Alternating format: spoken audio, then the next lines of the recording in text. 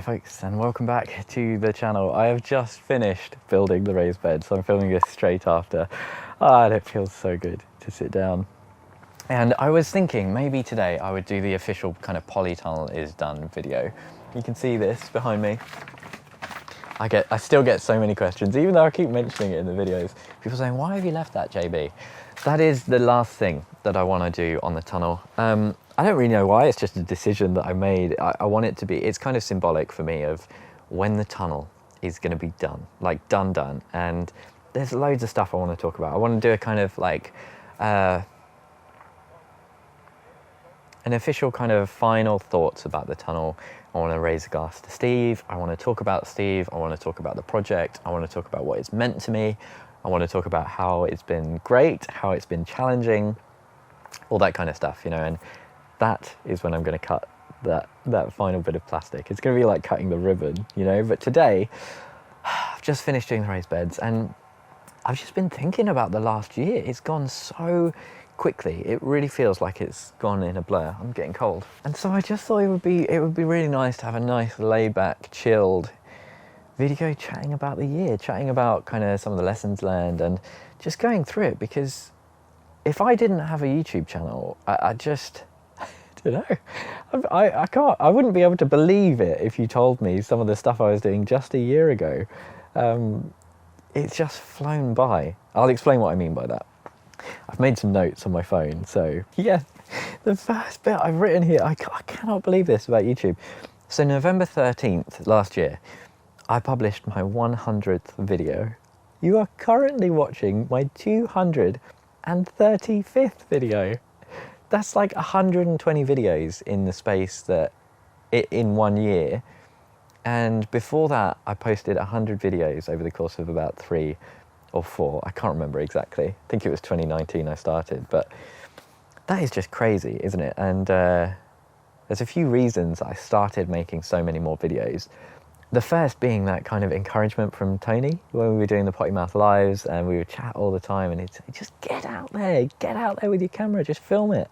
Show people, you know, show people what you're up to. Don't fret about it, don't worry about it, don't worry about your composition or your themes or your message. Just bloody get out there and film it. And I did, and it worked. I was really annoyed that he was right, because it took the stress out of video making in a lot of ways for me, and it's become an entirely more enjoyable process. And my relationship with YouTube and the channel has changed quite dramatically. And the main thing is that I feel incredibly supported by each and every one of you.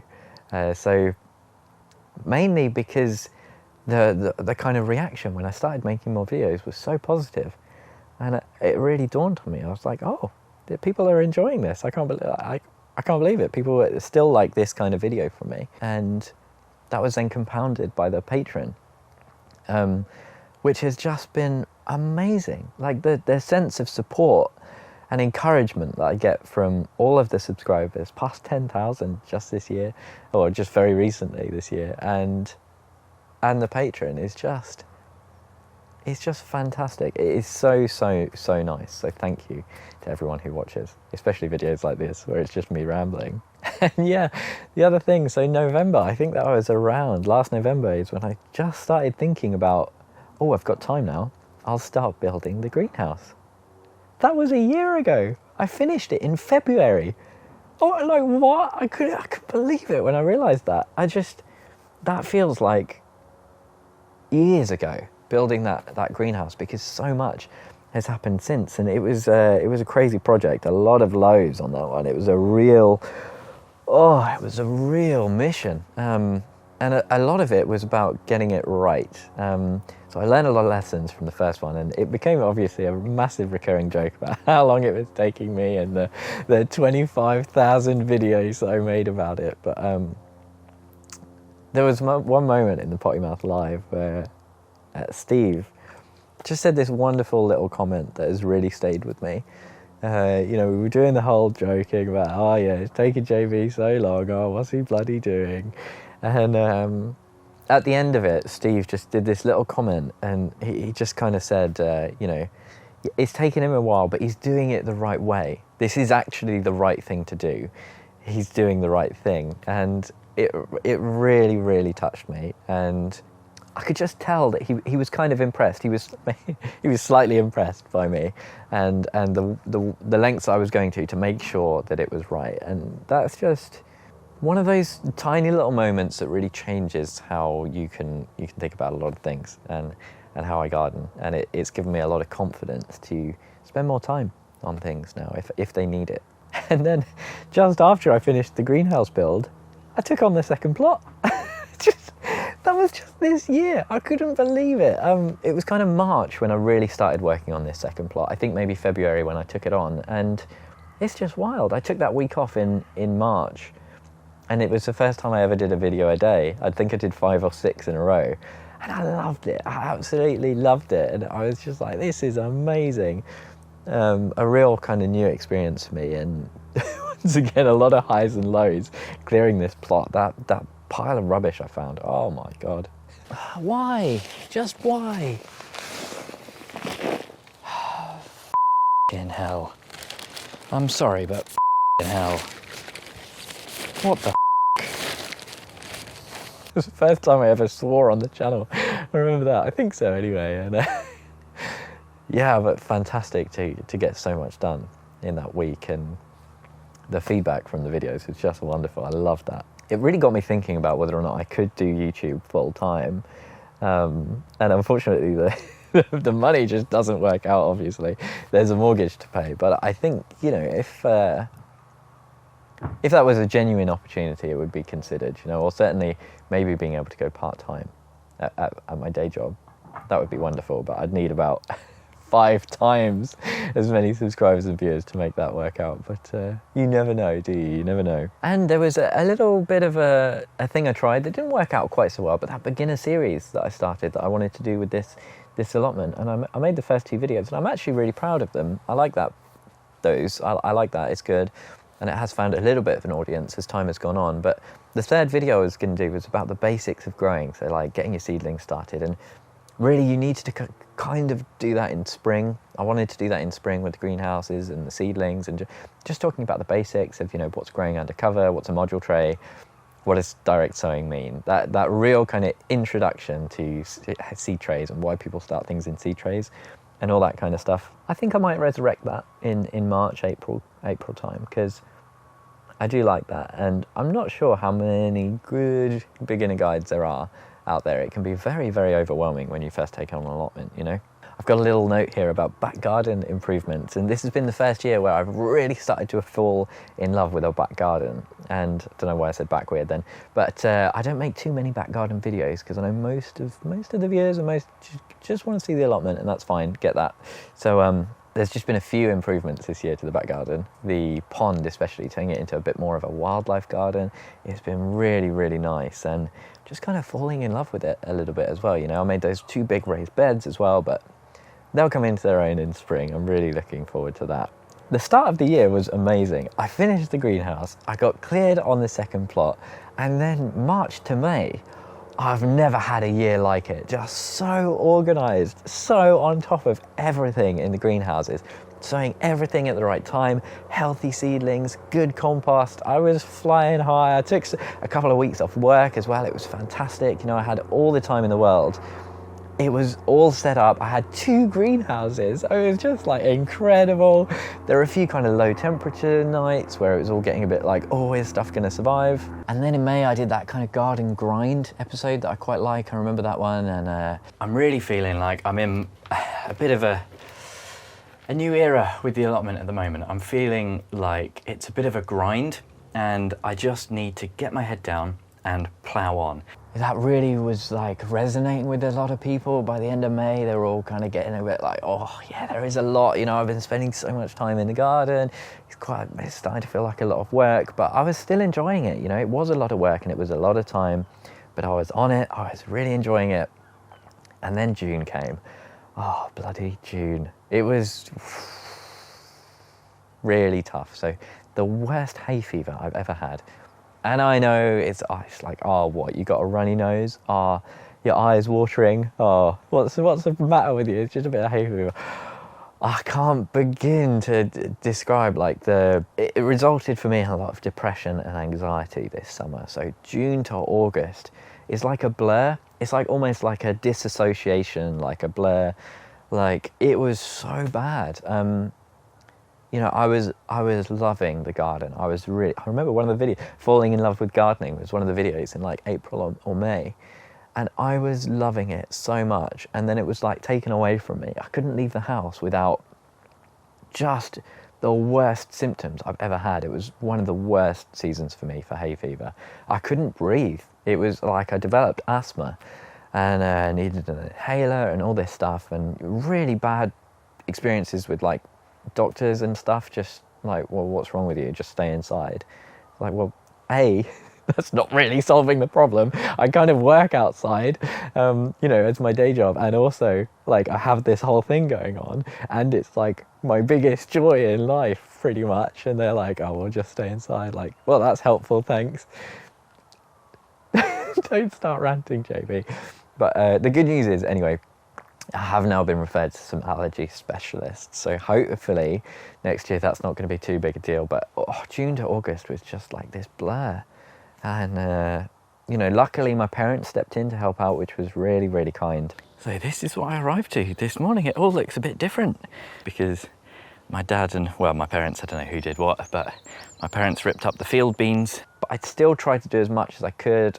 I'd like a lot of symptoms as a result, a lot of miserable kind of like, there's a bit of a lag effect with some of the hay fever. So like you can come out and like get through it and it's bad, and then like for the next day or two I can really, really be suffering because it just like, it just kind of stays with you.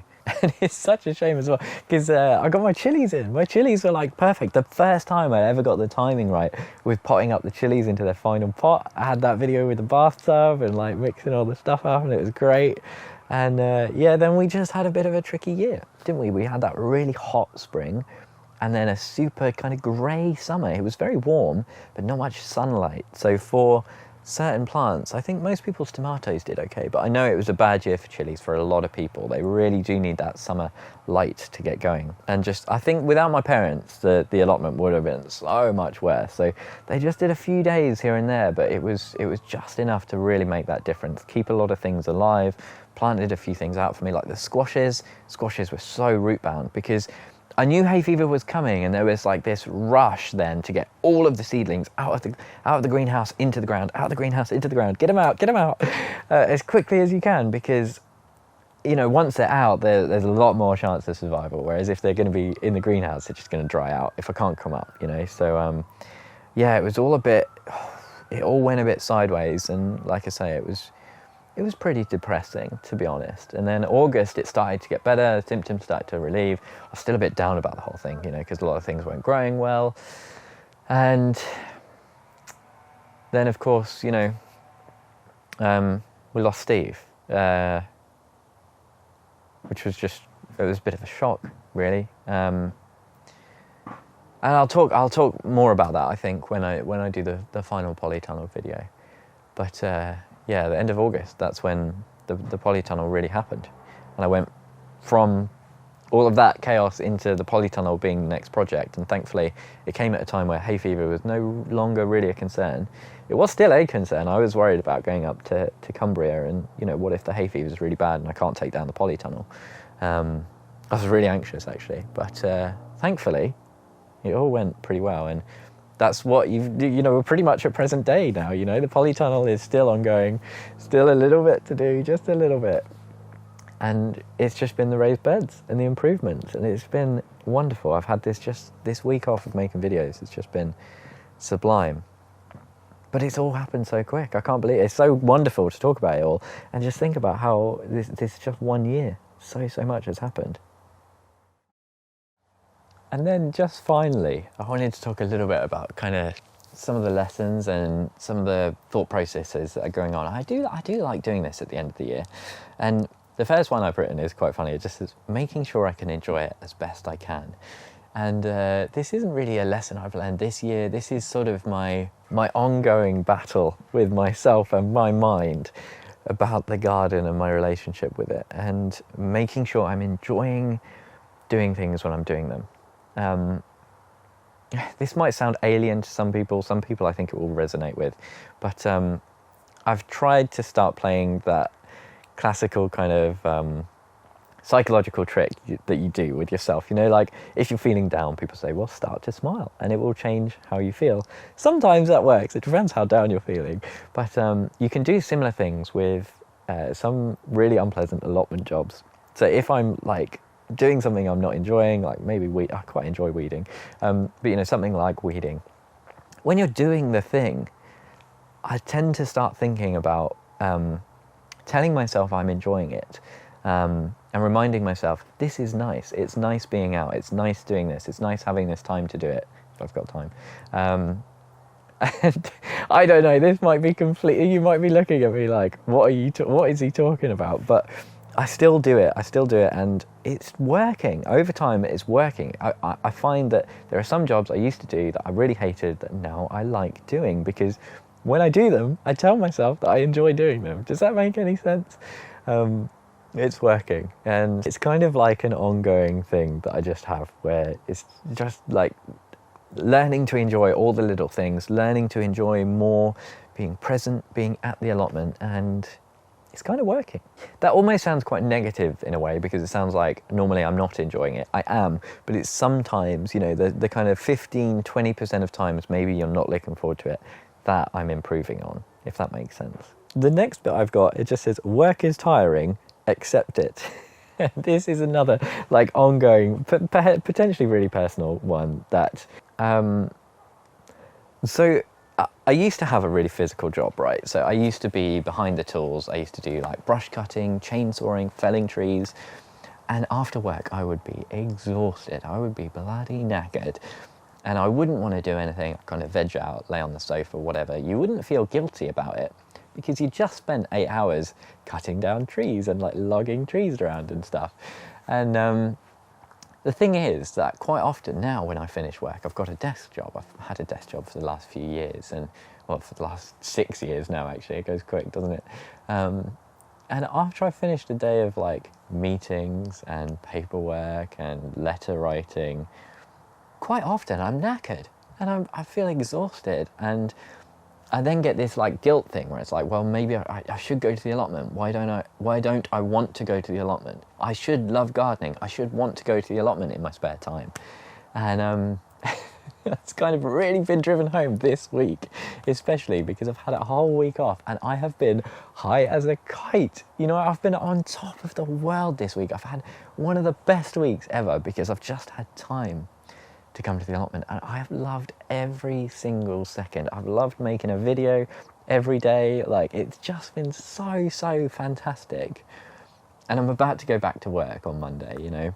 I just need to learn to accept that actually your day job is tiring, JB. You might not be behind the tools anymore, but it's okay to still be tired after work and not feel like coming to the allotment at 4 o'clock in the afternoon, you know? And whether or not I'll achieve that, I don't know, but it is on the lessons list. It is something I'm aiming to do for sure. And I really hope that one does resonate with people out there who feel guilty for after work, you know, not having the energy to go to the allotment, especially if you don't have kids.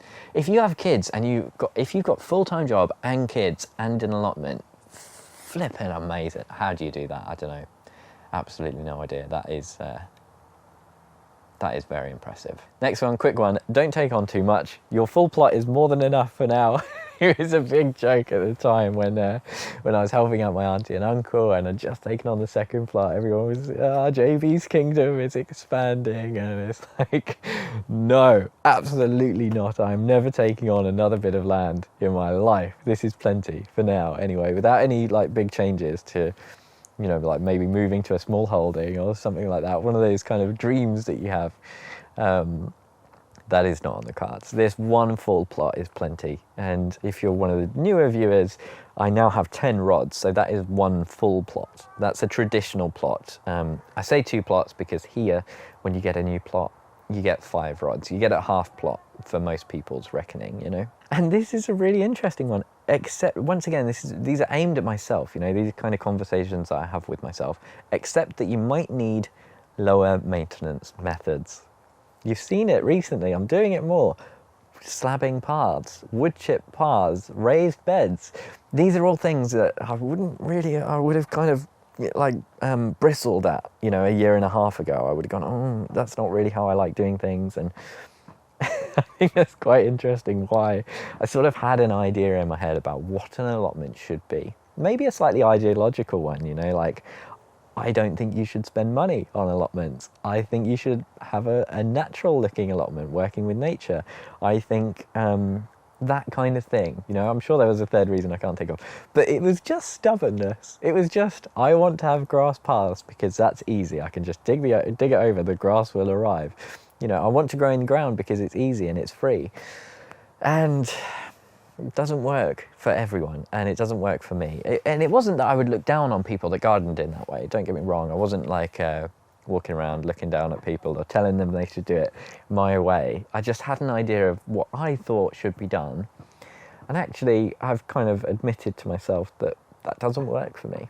It doesn't always work for me. And moving to, I do still like grass paths. I'm still going to have grass paths, but having some wood chip paths and you know, adapting how I do things is probably necessary for me with full-time job and potential hay fever on the horizon and that kind of thing, you know. I've got one here. Don't plant too many plants. It must be on every gardener's list at the end of the year, you know. Plant fewer chilies, I've written. But what I really mean by that is plant the same amount. So this year I had enough peppers and tomatoes to fill this tunnel. I don't need to do any more. Do the same again, JB. That's what I'm telling myself. Do the same again, because I had more than I could plant out, and I just need to really try this year to do the same again. And you need to do that too. I know you do. I know you do. Don't plant too many things. And that's the last one on my list. I'm just really excited for next year, and I can't wait to see this tunnel come to life. Let me know about your gardening year. Let me know how it's felt. Has it gone quick? It's gone slow?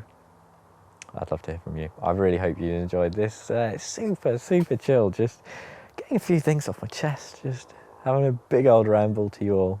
Thank you ever so much for your ongoing support. An extra special thank you to the Chili Pepper Tier patrons, Tony, Bill, Pam, Louise, Mel, Michael, Denise, Socks in the Garden, and Andrew. Hopefully I'll see you again very soon.